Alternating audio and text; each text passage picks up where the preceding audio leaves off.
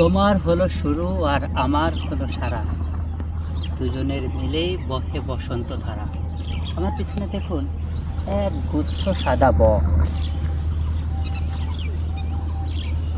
কৃষক ধান লাগানো শেষ করে গেছে, তার কাজের কিছুটা সমাপ্ত হয়েছে, আর ঠিক সেই মুহূর্তেই বকগুলো এসেছে তাদের খাবারের খোঁজে।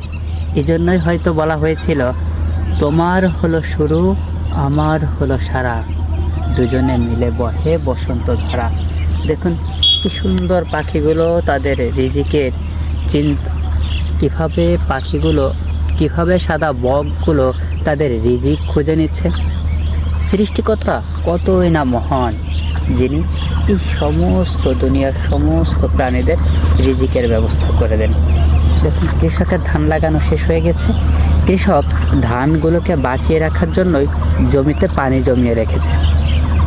পানি জমিয়ে রাখার অবশ্য আরও একটা কারণ আছে, যাতে জমিতে আগাছা কম হয়। কিন্তু এরই মাঝে বকগুলো তাদের রিজিক খুঁজে নিচ্ছে। দেখুন হয়তো সেখানে কিছু পোকার জন্ম হয়েছে বা জন্ম হয়েছে কোনো আগাছার, সেগুলোই বকগুলো টুকরে টুকরে খাচ্ছে। আসলে এই যে একসাথে এতগুলো সাদা সাদা বক দেখা একটা ভাগ্যের ব্যাপার। তাই এগুলো আর আমরা ক্যামেরা বন্দি করার লোভ সামলাতে পারলাম না। অনেক সময় মনে হলো শুধু আমরাই কেন দেখবো, আমাদের বন্ধুরাও দেখুক, কীভাবে অন্য মানুষগুলোও দেখুক কীভাবে সাদা শ্বেত বকগুলো তাদের রিজিক খুঁজে নিচ্ছে। দেখুন কি সুন্দর একটা দৃশ্য দেখছেন, একই জায়গায় পাখিগুলো আছে।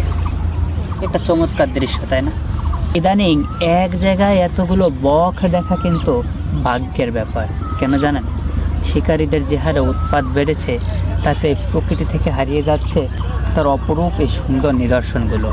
এখন হয়তো এলাকার মানুষজন সচেতন, তাই তারা আর পাখি শিকারীদের শিকার করতে দেয় না। তাই হয়তো আমরা এক জায়গায় এতগুলো বক দেখতে পাচ্ছি।